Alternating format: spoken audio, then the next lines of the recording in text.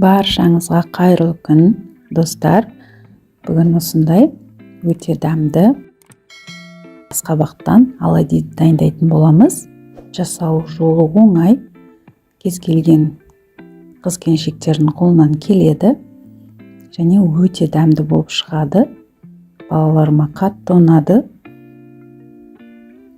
Тура осы рецептпен жасап көріңіздер. Менің каналыма тіркеліп, қоңыраушаны баса отырыңыздар. Ең алдымен асқабағымызды тазалап, осылай ірі теркадан өткізіп аламыз. Және бір ыдысқа салып,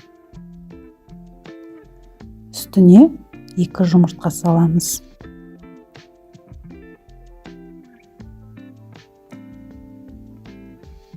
Шекер саламыз.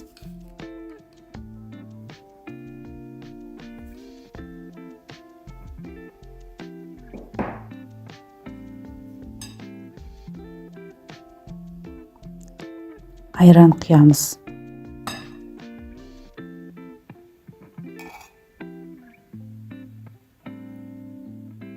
Және тұз саламыз. Ең соңында қопсытқыш салып, жақсылап араластырамыз.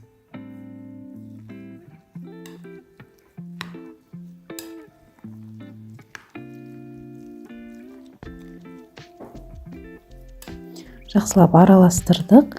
Ендігі кезекте біз ұн саламыз. Ұнды міндетті түрде салу керек.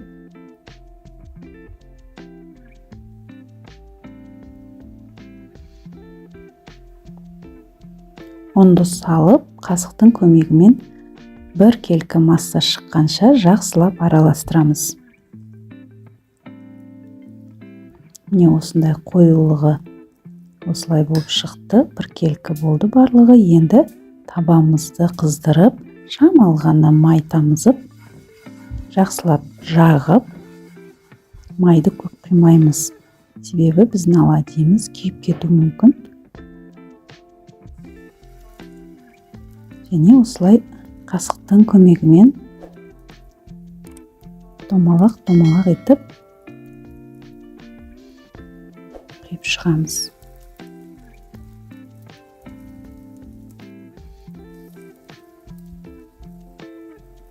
Ингредиентінің барлығын описание бөліміне қалдырып кетемін. Осылай барлығын құйып болғаннан соң міндетті түрде табаның крышкасын, яғни қақпағын жауып пісіреміз. Осылай беттеріне тесік пайда болған кезде екінші бетіне аударып, барлығын тағы да бетін жауып, шамалы пісіреміз.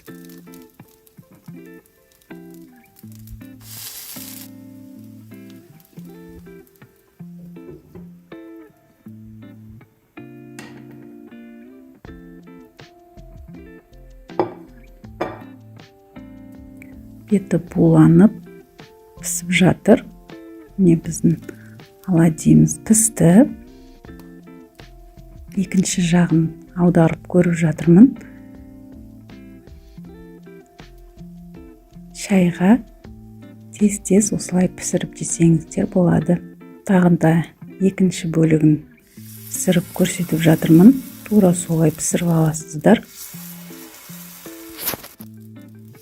Описание бөлімінде оңай, жылдам, тез, көп ингредиентті қажет етпейтін тағамдардың, тәттілердің рецепттері өте көп. Каналыма кіріп, менімен бірге дайындап көріңіздер. Міне біздің оладьйіміз дайын болды. Тура осы рецептпен жасап көріңіздер. Сіздерге видео рецепт ұнаған болса, каналыма тіркеліп, қоңыраушаны басып, поделицаны басып, WhatsApp желісіне тарата отырыңыздар. Алдағы уақытта неше түрлі видео рецепттер болады. Мені қолдап, каналыма тіркелуді ұмытпаңыздар. Міне біздің оладьимыз дайын болған кезде ыдысқа салып, бетіне шекер ұнтағын осылай сеуіп шығамыз.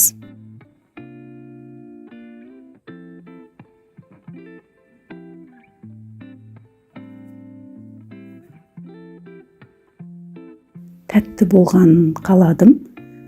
Егер сіздерге шекер ұнтағын қосқан ұнамаған болса, қоспай бірденен жей берсеңіздер болады. Осылай әдемі болып шықты. Қазір мен сіздерге ортасынан бөліп қалай піскенін көрсетемін.